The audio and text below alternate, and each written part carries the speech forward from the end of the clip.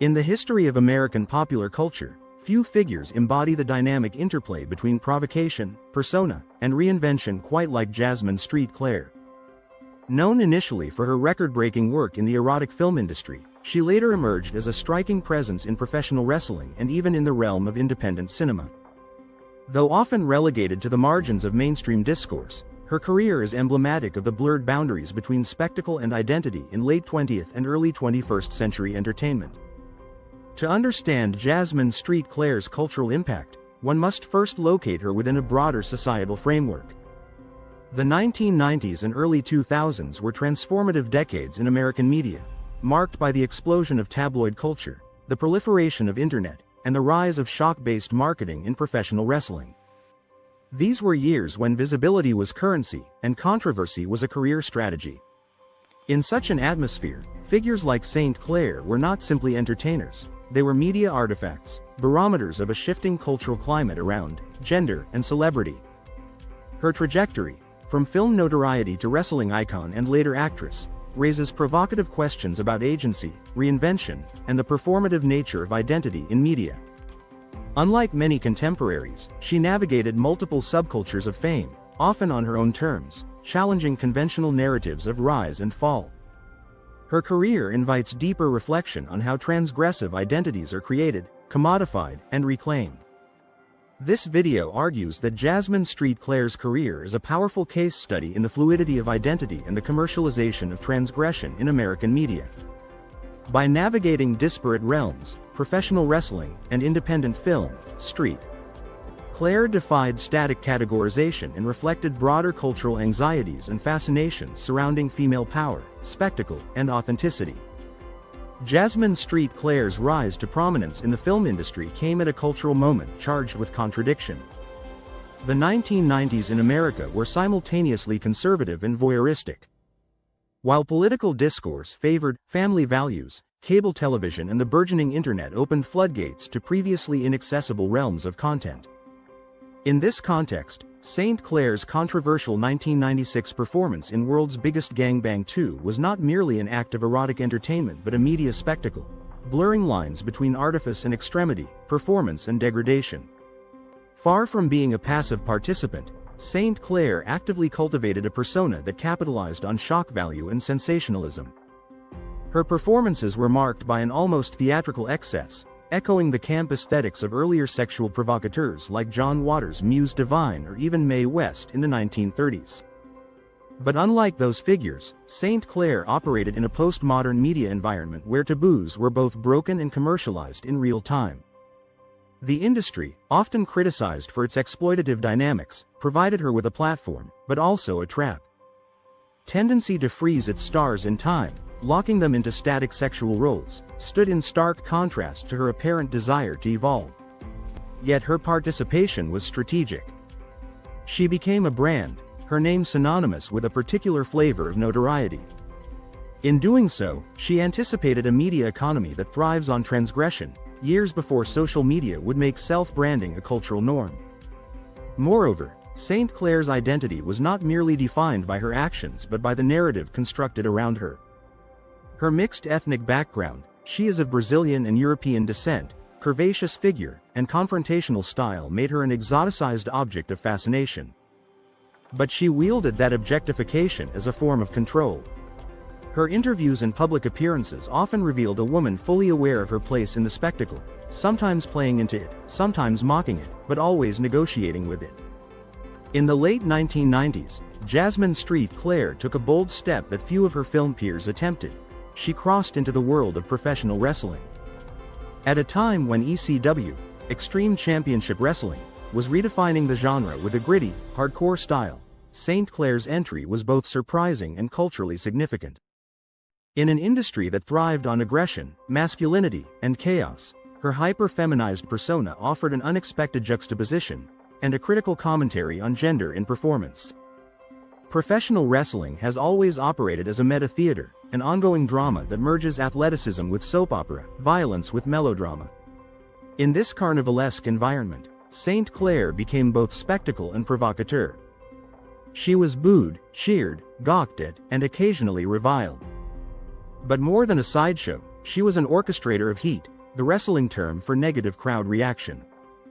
As a heel valet, a villain's manager or companion, her role was to manipulate the audience, generating emotional volatility and reinforcing the match's stakes. What makes her time in wrestling particularly compelling is the way she both mirrored and subverted existing archetypes. While female valets had long been a staple of the industry, St. Clair's film background added an unspoken layer of menace and allure. Her presence called into question the industry's own morality.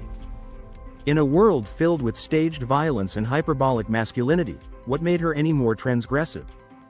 Moreover, her wrestling persona continued the theme of control through performance. She was not simply used for titillation but was often central to storylines, disrupting narratives and fueling rivalries. She exemplified how spectacle can be weaponized, how femininity, especially when coded as dangerous or excessive, can be reinterpreted as power. Her crossover was not without its challenges. Many critics and wrestling purists saw her as a publicity stunt, a short-term ratings grab. But this perception overlooks the deeper cultural work she was doing, acting as a lightning rod for discussions about authenticity, gender roles, and the nature of entertainment itself. Her ECW tenure didn't just reflect the transgressive ethos of the promotion, it helped define it. Critics of figures like Jasmin St often argue that her career represents a pattern of exploitation rather than empowerment. They suggest that industries like erotic and wrestling commodify women's bodies while offering only the illusion of control. From this perspective, St. Clair's participation in extreme performances and hypersexual personas is less about subversion and more about survival in a media landscape that rewards extremity and punishes authenticity. This argument is not without merit. The cultural systems in which St. Clair operated are indeed shaped by patriarchal values, economic pressures, and institutionalized misogyny. The fact that her fame was often tied to spectacle, and that she had to work significantly harder than male counterparts to be taken seriously, reflects ongoing disparities in power and representation. However, to reduce her to a passive victim of these forces is to ignore the nuance of her career. Unlike many performers who fade into anonymity, St. Clair has consistently reinvented herself, moving from film to wrestling, to acting in independent films like Communication Breakdown, and National Lampoon's Dorm Days 2, and even producing her own work. Her career is not a cautionary tale but a case study in adaptability and strategic self-representation. Furthermore, her public statements and interviews reveal a self-aware performer who understood the nature of the industries she worked in. She often challenged misconceptions about film stars, confronted slut-shaming in the wrestling world, and discussed the double standards applied to women in entertainment. In doing so, she contributed to broader conversations about media ethics and gender politics.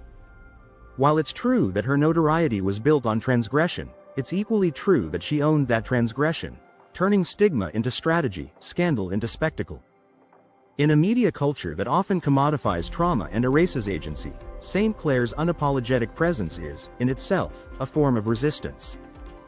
Jasmin St. Clair's life and career resist easy categorization.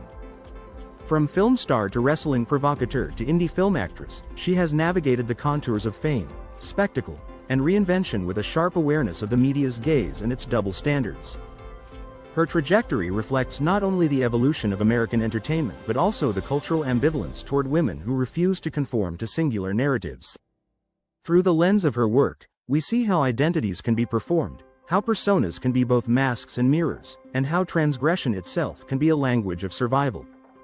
She has lived at the intersections of erotic and performance, wrestling and warfare, fantasy and authenticity. And at each intersection, she has rewritten the script. This video has argued that St. Clair's career is emblematic of a broader cultural shift, the rise of figures who defy containment and challenge society's need to simplify complex identities. While criticisms of her work persist, they often overlook the strategic intelligence with which she has navigated fame.